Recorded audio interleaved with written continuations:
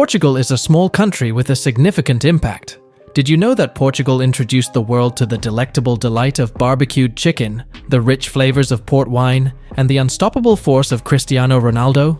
But that's just the beginning of the surprises this nation holds. Despite its size, Portugal stands tall in history and innovation. From paving the way for explorers during the Age of Discovery to its modern-day contributions in technology and culture, Portugal is full of surprises. Stay tuned to uncover fascinating facts about this charming Iberian nation that will amaze you. Number 1. One of the oldest nations in Europe. Did you know that Portugal holds the title of the oldest nation-state in Europe? Established in 1143, Portugal's borders were set in the mid-13th century, making it not only ancient in European terms, but also among the world's oldest nations. From as early as 1415, Portugal embarked on an ambitious journey of exploration and expansion.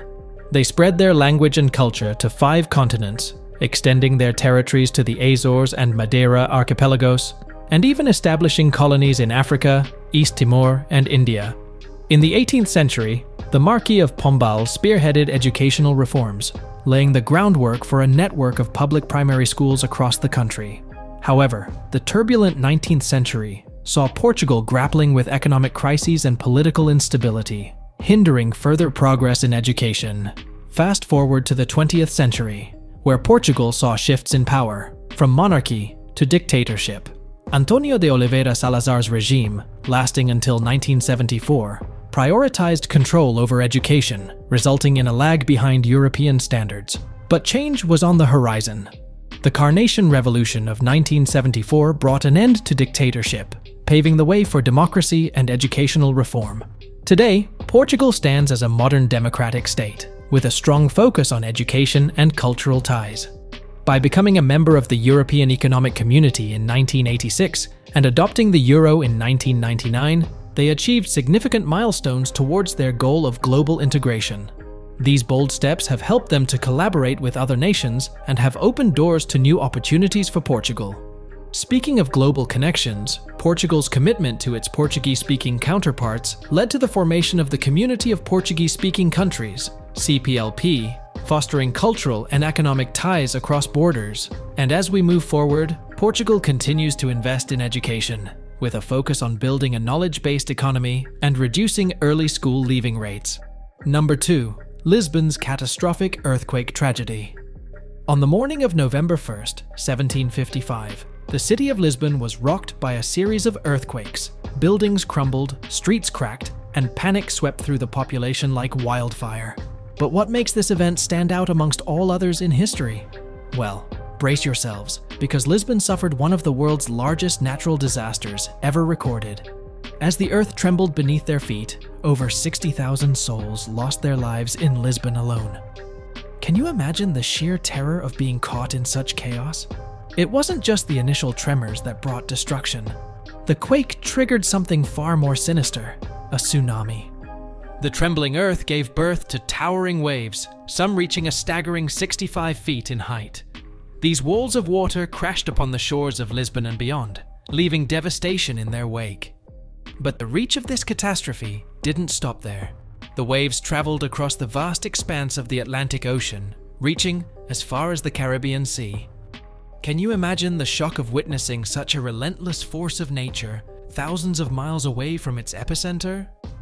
In the aftermath, the city lay in ruins, its once bustling streets now silent. But amidst the rubble, a resilience emerged. The people of Lisbon, like phoenixes rising from the ashes, began to rebuild their shattered lives. Today, as we walk through the vibrant streets of Lisbon, it's easy to forget the trials of the past. But let's not forget the lessons it taught us. The Lisbon earthquake of 1755 remains a poignant reminder of the fragility of life and the awesome power of nature. Number 3. The maximum prison sentence is 25 years. Did you know that in Portugal, the maximum prison sentence is capped at 25 years? According to the Portuguese Penal Code, no matter the severity of the crime, the longest someone can be imprisoned is a quarter of a century. Now you might be thinking, but what if someone commits multiple serious crimes? Well, Even in the case of multiple offenses, such as homicides, the total combined sentence cannot exceed 25 years behind bars. Unlike some countries, Portugal has abolished the death penalty altogether. So, you won't find any executions happening here. But why? What's the rationale behind these laws? Well, Portugal places a strong emphasis on rehabilitation and the belief in the potential for individuals to change. Instead of locking people away for life or resorting to capital punishment, the focus is on reforming offenders and reintegrating them into society. It's a fascinating aspect of Portuguese culture and justice system, wouldn't you agree? And it's a testament to the progressive values that shape the country. Number 4. Decriminalization of all drugs. Portugal has made history by becoming the first country in the world to decriminalize all drugs, including heavy hitters like methamphetamine and heroin. But wait, what does decriminalization really mean? Well, it doesn't mean that drugs are suddenly legal and freely available on every street corner. Instead, it means that drug possession for personal use is no longer considered a criminal offense. Picture this. You're caught with a small amount of a controlled substance. Instead of facing jail time, you're now redirected towards treatment and support services. Back in the 90s, Portugal was grappling with a severe drug epidemic and a surge in HIV cases. Traditional approaches to drug control, like harsh penalties and incarceration, were simply not working. The government realized that they needed a radical shift in strategy. By decriminalizing drug use, Portugal aimed to reduce the stigma associated with addiction, encourage people to seek help without fear of legal repercussions, and focus law enforcement efforts on tackling drug trafficking networks. And guess what? It worked. Today, Portugal has some of the lowest drug usage rates in the European Union. Yes, you heard that right. Despite initial skepticism, this innovative approach has proven to be a resounding success. It's not about turning a blind eye to drug use, but rather about treating it as a public health issue, rather than a criminal one. Now, you might be wondering, does this mean Portugal is a free-for-all when it comes to drugs? Absolutely not. Drug trafficking remains a serious criminal offense, and law enforcement agencies continue to crack down on illicit drug networks. It's all about finding the right balance between compassion and accountability. Number 5. First country to abolish slavery. When we think about the history of slavery, Portugal isn't usually the first country that comes to mind. Portugal was actually deeply involved in the transatlantic slave trade, much like Britain and other European powers of the time. However, in 1819, Portugal did something truly remarkable. They abolished slavery. That's a whopping 14 years before Britain. Now, isn't that something? You might be wondering, why did Portugal decide to abolish slavery so early? Well, there were a few factors at play. Firstly, there was growing pressure from other European nations to end the slave trade. Portugal, being a global player, wanted to maintain its reputation and avoid potential conflicts with other powers. Additionally, there were internal movements within Portugal advocating for the abolition of slavery, fueled by moral and ethical considerations. Portugal didn't just stop at abolishing slavery within its own borders. They took it a step further by actively working to suppress the slave trade in their colonies. This meant cracking down on illegal slave ships and actively enforcing anti-slavery laws in regions under Portuguese control. It was a bold move that set Portugal apart from other colonial powers of the time. Number 6. Portugal and Spain once divided up the world. You might have heard the myth that Portugal conquered half the world. But here's the truth. While Portugal and Spain didn't conquer half the world, they did something quite extraordinary back in 1494. They signed a significant agreement known as the Treaty of Tordesillas. This treaty, approved by the Vatican, was a big deal. It was like drawing a giant line across the globe, dividing up the navigational and colonial rights between these two seafaring nations. Picture this, diplomats sitting around a table, debating where to draw this line. Eventually, they settled on one, approximately along the 25-degree W meridian. That's roughly smack dab between Cape Verde and Cuba. So, what did this line mean? Well, it was supposed to be like a boundary, separating Portugal's sphere of influence from Spain's. Portugal got one side, Spain got the other. Neat and tidy, right? While Portugal and Spain were busy patting themselves on the back for this agreement, other countries weren't exactly lining up to congratulate them. Nope, countries like England and the Netherlands, notably Protestant nations, basically shrugged and said, we'll do our own thing. Yep, while Portugal and Spain were carving up the world on paper, other emerging naval powers were out there doing their own exploring and colonizing. So while the Treaty of Tordesillas was a big deal for Portugal and Spain, it didn't really mean much to everyone else. Number 7. The longest dictatorship in Europe. Portugal holds a unique record in Europe, the longest lasting dictatorship. Lasting a staggering 48 years, from 1926 to 1974, this period was dominated by the rule of Antonio de Oliveira Salazar, a figure whose influence shaped the country for decades. Salazar's rule was marked by a staunch nationalistic conservatism, heavily influenced by Catholicism. Under his leadership, Portugal saw the rise of what's known as the Estado Novo, or the new state. The dictatorship in Portugal unfolded in 3 distinct phases. It began as a military dictatorship, known as Ditadura Militar, from 1926 to 1928. This phase was characterized by the military's grip on power. Then came the national dictatorship, or Ditadura Nacional, lasting from 1928 to 1933. During this period, Salazar consolidated his power and implemented his vision for Portugal. Finally, we have the Estado Novo from 1933 to 1974, the longest and most enduring phase of the dictatorship.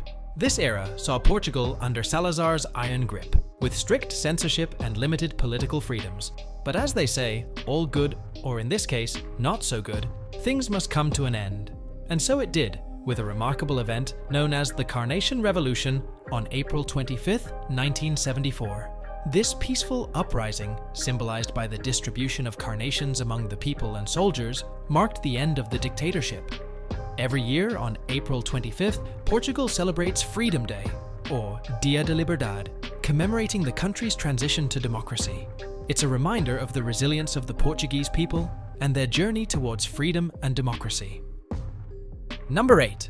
Portugal introduced tea to England. Our story begins in 1662 when Catherine of Braganza, a Portuguese princess, married Charles II of England. Little did the English know, they were about to welcome more than just royalty into their lives. Catherine brought with her a beloved beverage from Portugal, tea.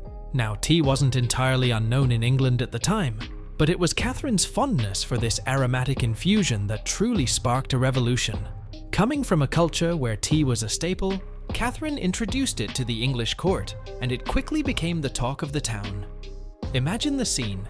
Ladies in extravagant gowns, delicately sipping tea, discussing the latest gossip and politics. Catherine's influence was undeniable, and soon, tea became more than just a beverage. It became a symbol of elegance and sophistication. But Catherine's impact didn't stop there. Her love for tea spread like wildfire, captivating not only the elite, but also the common folk. It wasn't long before tea houses popped up across England, offering everyone a taste of this newfound luxury. Number 9. A staggering number of Portuguese live abroad. Did you know that Portugal holds the title for the highest emigration rate in the European Union? Over 2 million Portuguese citizens, which is roughly 20% of the entire population, have decided to call other countries home. That's a massive number, isn't it? But why are so many Portuguese leaving their homeland? Well, it's all about seeking better opportunities. Between 2011 and 2014 alone, nearly 500,000 Portuguese workers waved goodbye to Portugal in pursuit of a brighter future elsewhere. One such destination that has become a significant hub for the Portuguese diaspora is Luxembourg.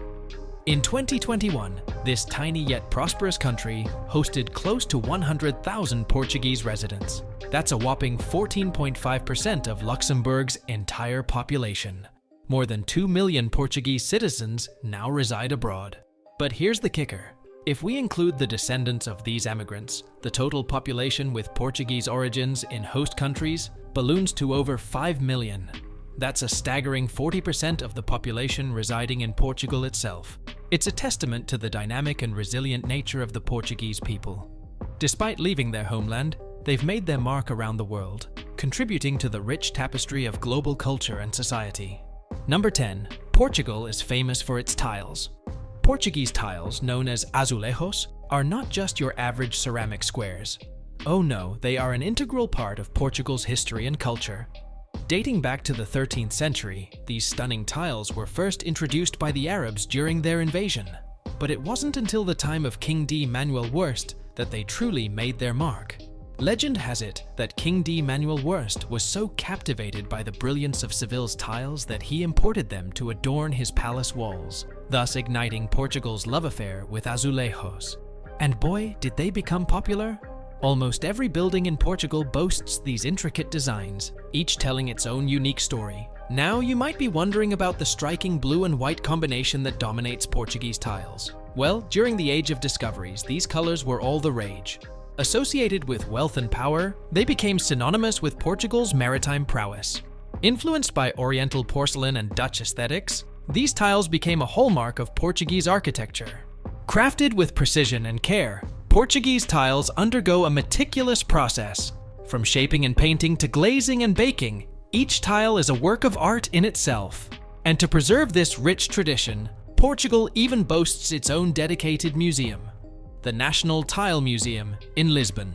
Initially confined to the interiors of wealthy homes and religious institutions, these tiles eventually found their way onto the facades of buildings, transforming Portugal's urban landscape. Whether adorning a humble abode or a majestic cathedral, each tile tells a story, reflecting the creativity and craftsmanship of its creators. So there you have it, folks. From humble beginnings to intricate masterpieces, these tiles have truly stood the test of time. And the next time you find yourself strolling through the streets of Portugal, take a moment to admire the beauty that surrounds you. For behind every tile lies a story waiting to be told. Thanks for watching, and don't forget to hit that like button and subscribe for more content like this. See you in the next video.